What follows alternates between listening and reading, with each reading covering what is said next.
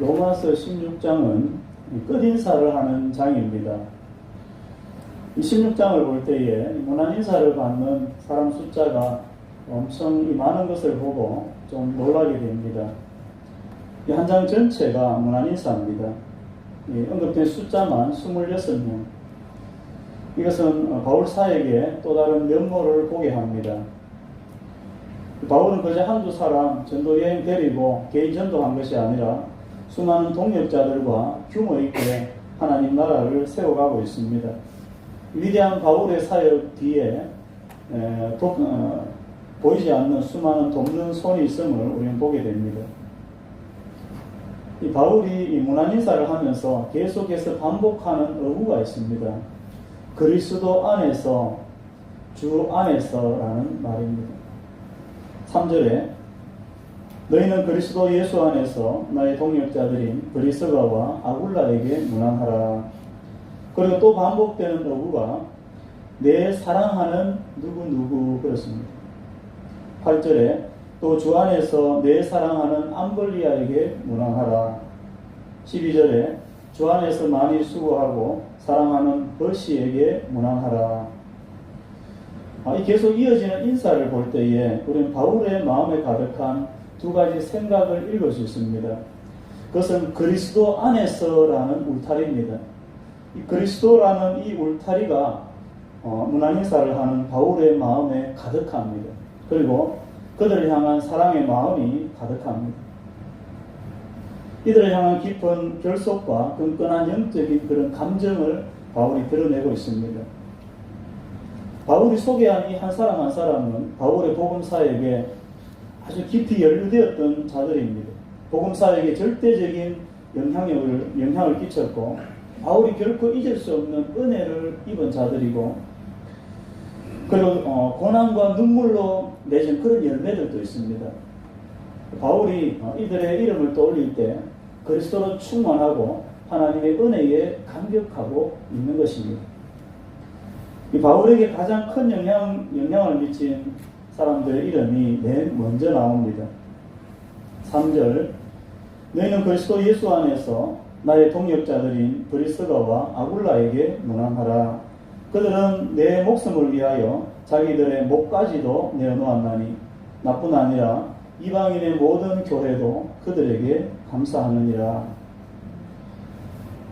브리스가와 아굴라는 바울의 선교사에게 가장 큰 도움을 주었던 자들입니다.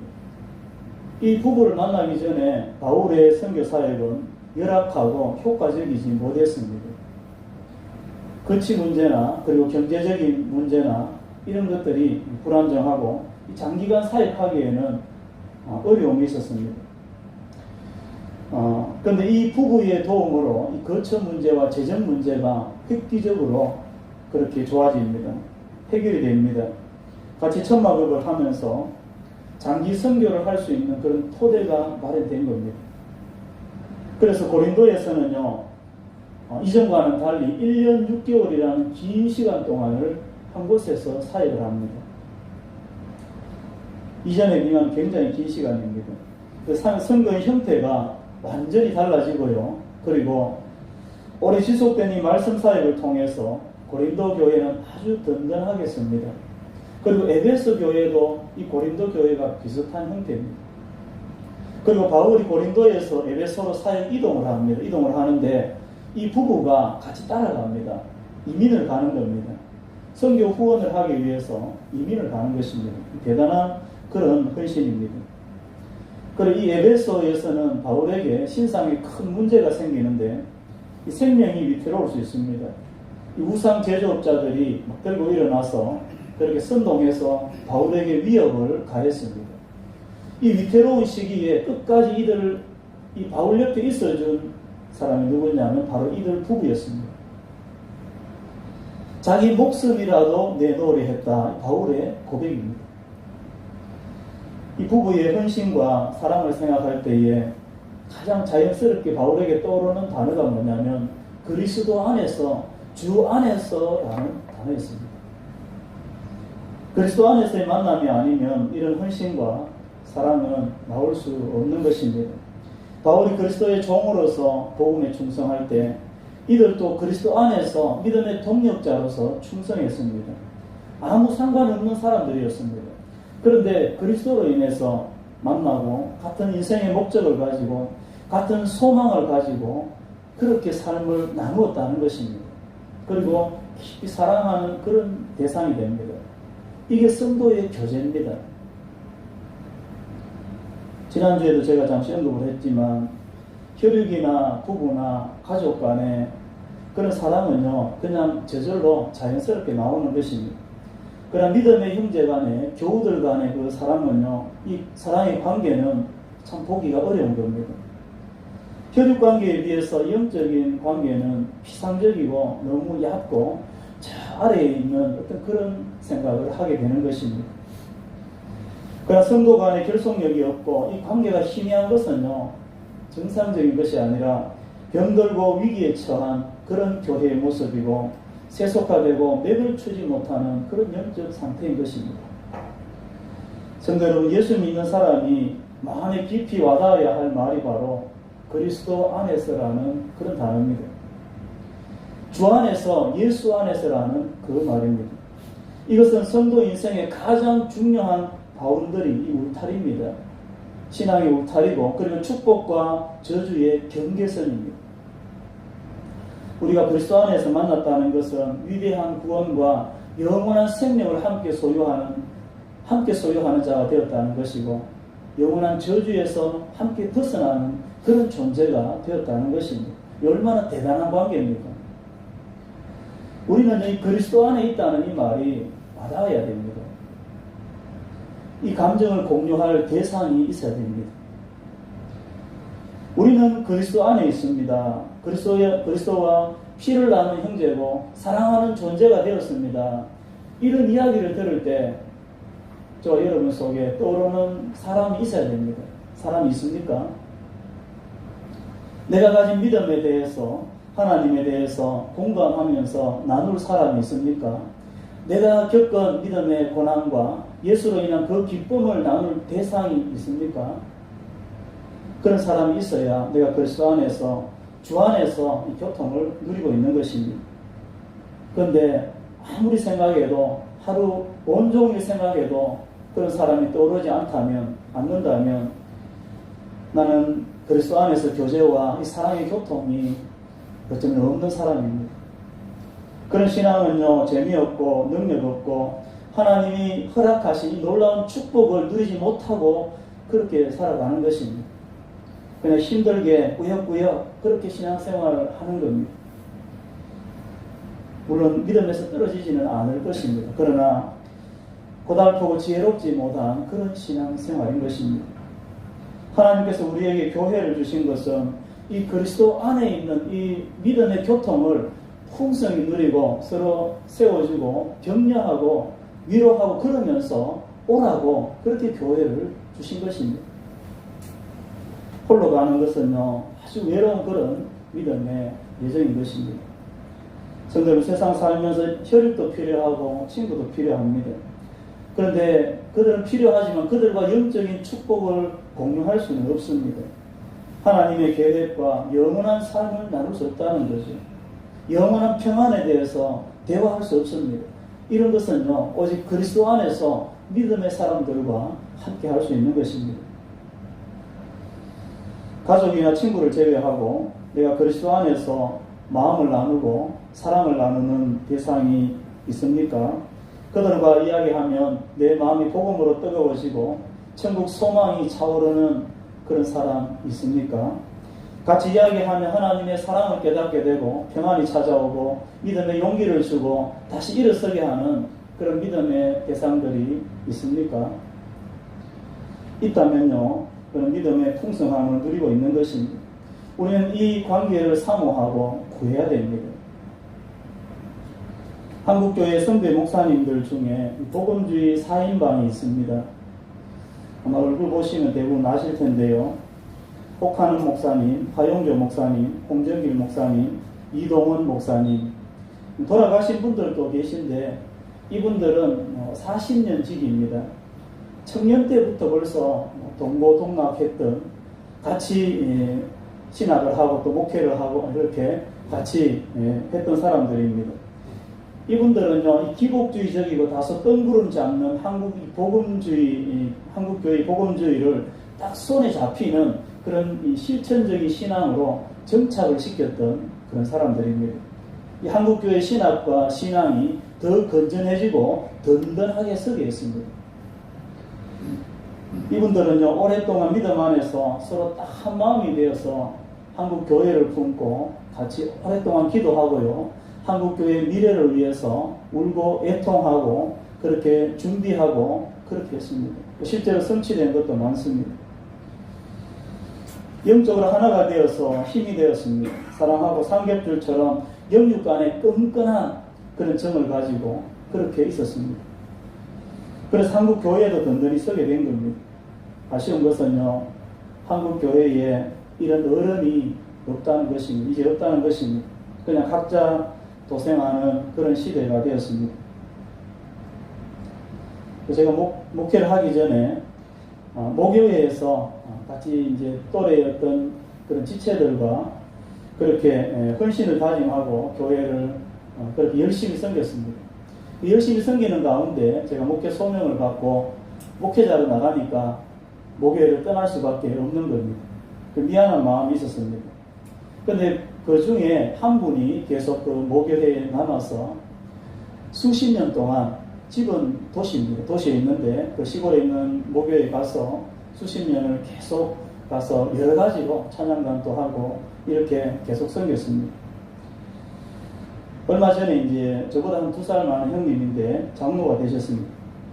물론 제가 그분의 삶을 다 알지 못하지만 그렇게 홀로 그렇게 오랫동안 시골 그 목요일을 섬기는, 충성스럽게 섬기는 것을 볼 때 제 마음에 굉장히 저는 감사가 계속 있었습니다. 한편으로 혼자 제가 빠져나온 듯해서 미안한 마음이 있었습니다. 얼마 전에 임직을 할 때 제가 꽃을 보내고 또 감사하는 그런 마음에 표시를 했습니다. 아마 성도님들 가운데도 이런 영적인 믿음의 추억들이 아마 있을 것입니다. 성도는 우리가 믿음의 이 거장인 바울 같은 이런 영적인 교통과 이런 관계의 즐거움까지는 아마 가지 못할 것입니다. 그러나 그리스도 안에서 믿음의 교통과 이 관계의 즐거움이 있다는 것을 우리는 기억을 해야 됩니다. 그리고 이것을 추구하고 사모해야 됩니다. 혈육과 육체의 관계도 중요하지만 하나님 보시기에 더 중요한 이 그리스도 안에 있는 이 믿음의 관계를 우리는 세워갈 수 있어야 되는 것입니다. 이 영적인 풍성함을 누리면서 가야 되는 것입니다. 예수 그리스도 안에서 한 소망 가운데 이 복된 영적 교통을 누리며 사랑의 관계를 누리면서 나아가는 복된 공동체 되시기를 주의 이름으로 축원합니다. 한 걸음 더 가서 오늘 바울의 문안인사 속에는 사람을 남기는 이 바울의 사역 형태가 잘 부각이 됩니다. 바울의 선교 사역을 보면요, 이 복음의 열매를 많이 남겼지만 동시에 수많은 믿음의 동력자들이 많이 남겨졌습니다. 이 전도자가 복음의 열매를 남기는 것은 의무고 또 축복입니다. 사실 이것도 대단합니다. 그리고 감사한 것입니다. 그런데 한편으로 이건요, 반쪽짜리가 될 수 있습니다. 왜 그렇습니까? 복음 사역은요, 복음의 열매와 함께 이 복음 전도자의 삶이 열매로 남아야 됩니다. 좋은 목자가 되어야 되지만 동시에 같은 동력자로부터 인정을 받아야 됩니다. 사역도 잘해야 되지만 그 전도자의 삶과 인격도 인정을 받아야 한다는 것입니다.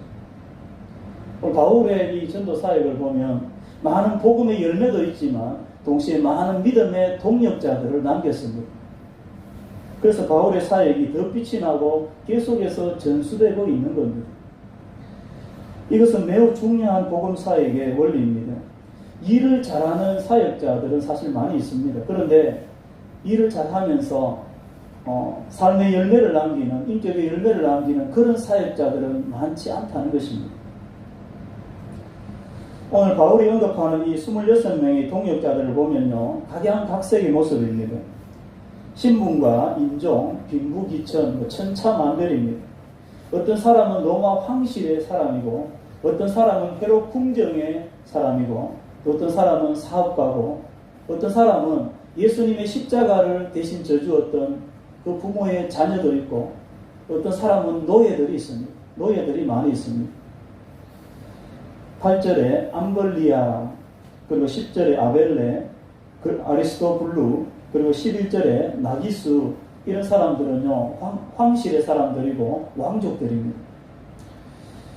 자, 그리고 14절에 보면요, 아순그리도, 블레곤, 흠에, 바드로바, 흠아, 이런 사람들은요, 노예의 이름입니다. 노예였다는 것입니다. 황족과 노예가 같은 문화 인사를 받고 있습니다. 로마 교회의 한 지체로 그렇게 살아가고 있는 겁니다. 이게 교회의 다양성입니다. 바울은 이들에게 거룩한 입맞춤으로 서로 무난하라, 그렇게 권면하고 있습니다. 사회 바깥에서는 상상할 수 없는 것입니다. 그런데 그리스도의 교회에서는 이게 가능한 것입니다.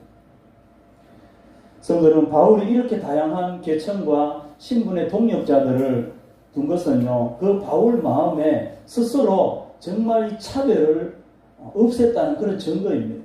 그 마음에 차별이 없는 것입니다. 복음 안에서는 모두가 하나고 동등한 한 몸이 되었다는 이 진리를 바울이 체화시키고 그리고 실천을 했다는 것입니다. 성도 여러분, 보면요, 나는 겉으로 나는 차별하지 않는 사람이야, 나는 절대 사람을 차별하지 않아, 이렇게 하지만 이 진리가 깊이 뿌리 내리지 않으면요, 어느 순간에 보면 사람을 차별하고 있는 자신을 보게 됩니다. 어떻게 황실의 사람하고 거지하고 노예하고 그렇게 이렇게 같이 대할 수 있습니까? 겉으로 보면 봐도 완전히 다릅니다. 이것은요, 복음이 그 인격과 삶을 완전히 지배하지 않으면 나올 수 없는 것입니다. 성도는 바울이 차별 없이 다양한 동역자들을 남길 수 있었던 이유는 두 가지입니다. 하나는 복음에 집중했습니다. 그리고 또 하나는요, 사람에 집중했습니다. 복음에 집중하고 사람에 집중했기 때문에 이런 사역이 나오는 것입니다. 성도는 복음에 집중하면요, 신분과 인간 제도는 묻히게 됩니다. 언제나 우선순위가 그리스도 그리고 복음입니다. 그런데 복음에 집중하지 못하면 자꾸 사람 위주로 그렇게 갑니다. 혈육과 내가 친한 사람, 친구, 그리고 나에게 이익을 주는 그쪽으로 자꾸 기울어 가는 것입니다. 교회에서도요, 믿음이 떨어지면 그렇게 됩니다. 하나님과 교회보다 혈육, 그리고 자기 편을 자꾸 만들게 됩니다. 본능적인 것입니다. 저는 아닙니다. 절대 아닙니다. 그렇게 말할 수 없습니다. 믿음이 떨어지면요, 인생은 별 수 없이 그렇게 육체를 따르게 되는 것입니다. 성도는 바울도 인간인데 그런 생각이 들지 않겠습니까? 이 권력과 부를 가진 이 황실의 사람들과 친해지면 좋은 게 많습니다. 사역도 편하고 고생도 덜하고 여러 가지 얻는 게 많습니다. 그런데 사회적인 기반도 없고 오히려 뭡니까? 곤란한 일만 생기는 도망친 그런 노예 같은 사람들, 이런 사람들과 친하고 싶겠습니까? 인간적으로 보면 그런 것입니다. 그러나 하나님의 복음과 교회의 하나됨을 생각할 때, 이 바울의 길은요, 너무나도 분명한 것입니다. 복음에 집중하면요, 인간의 신분이나 제도들은 멀어집니다. 사람이 보이는 것입니다. 하나님 앞에서 다 같은 죄인이고 은혜가 필요한 그런 존재임을 보게 되는 것입니다. 서울에 있는 교회에서 사역을 하다 보면 사회적으로 이렇게 좀 유명한 분들을 많이 이렇게 보게 됩니다. 만나게 되고 같은 교회에 있게 됩니다. 교회를 통하지 않았다면, 교회에서 만나지 않았다면 만날 수 없는 그런 사람들을 보게 됩니다. 잘 나가는 정치인들, 큰 그룹의 대표들, 그리고 법조인들, 그리고 유명한 연예인들, 이런 사람들과 같은 교회 또 생활권에 그렇게 있게 됩니다. 처음에는요, 어떻게 돼야 되지? 이런 생각들이 좀 이렇게 들어도 됩니다. 전직 국회의원이고 또 국회의원이 될 사람이고 대그룹 사장이고 또 장군이었고 아주 잘 나가는 그런 사람들입니다. 그런데 성도들도 보면요, 좀 다르게 대합니다. 이 VIP인 겁니다. VIP. 제가 자랑은 아니지만요, 저는 예의를 지켰지만 똑같이 그렇게 대했습니다. 그분들도 똑같이 세가족 교육을 하고 새신자처럼 그렇게 되었습니다. 처음에는 좀 이렇게 기분이 나빠하고 무시하나 이런 생각을 하는 것 같더라고요. 그러니까 나중에는 이 원색적인 복음과 그런 교회의 모습을 오히려 감사하고 그런 모습이 있었습니다. 성도 여러분, 교회는요, 모든 사람을 동등하게 대해야 됩니다. 왕이나 거지나 똑같습니다.